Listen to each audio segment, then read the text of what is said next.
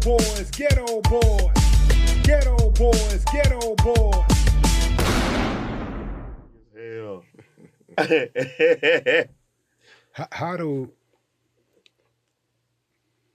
How do we bridge the gap between law enforcement and the Black community specifically? The Black community. I say, because I've worked 7 years in Fifth Ward, and I chose that community because, one, I have family from Cindywood, City Gas, all up and down Homestead. I can relate. I didn't grow up in a predominantly Black neighborhood in Lufkin, but I understand the culture. And it's, to me, when I drive up to these apartments or, anybody's home, I just be me.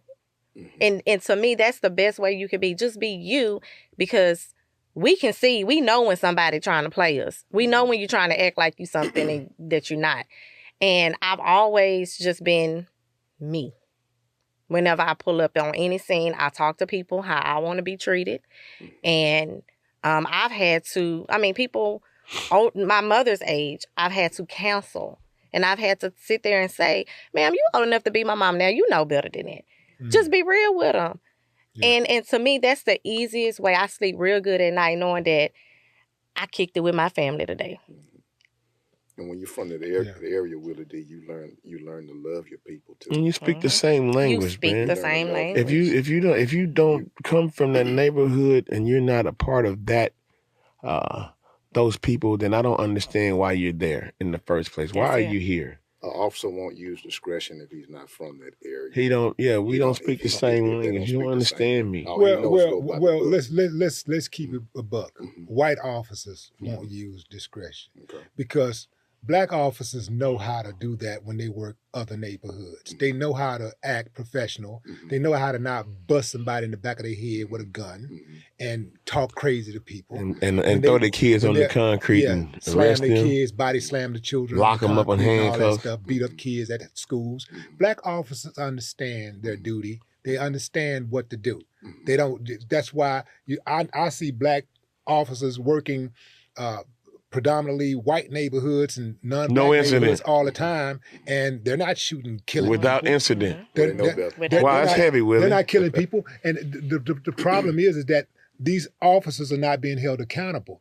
Those Black officers understand that if they do get a crazy idea to do something bad to somebody, to violate somebody, they're going to be held accountable. They know that. That's the difference, and then I'll take it a little bit. System is broken, and I'll take a little bit further than that.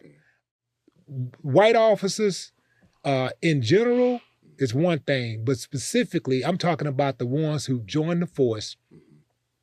The ones who join the force to hurt, harm, maim, disrespect, violate.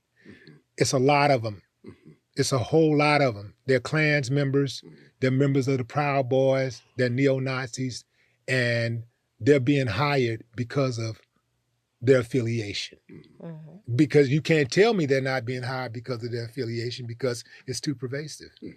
Pervasive. Way too pervasive, And but here's the thing though, like I do know, my thing is this, man. I do know white cops who are good dudes. I do know some good dudes. I do know them personally.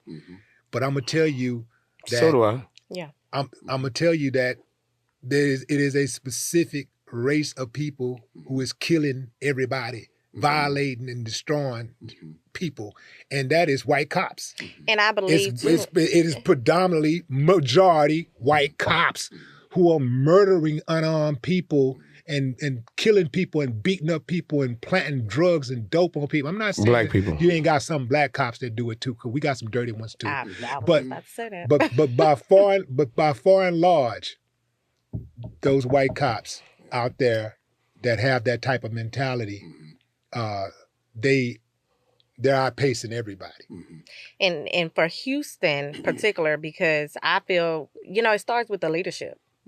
Everything starts, what your leadership is going to tolerate. And if you know that your chief or your assistant chief or any of your above superiors is going to just pat you on the hand or, give you a promotion. give you it's like, yeah, let's do whatever we want to do. But I can honestly say for our department, we are held accountable. We sure are. We are held, and I've been here through 3 different chiefs, and we don't tolerate it.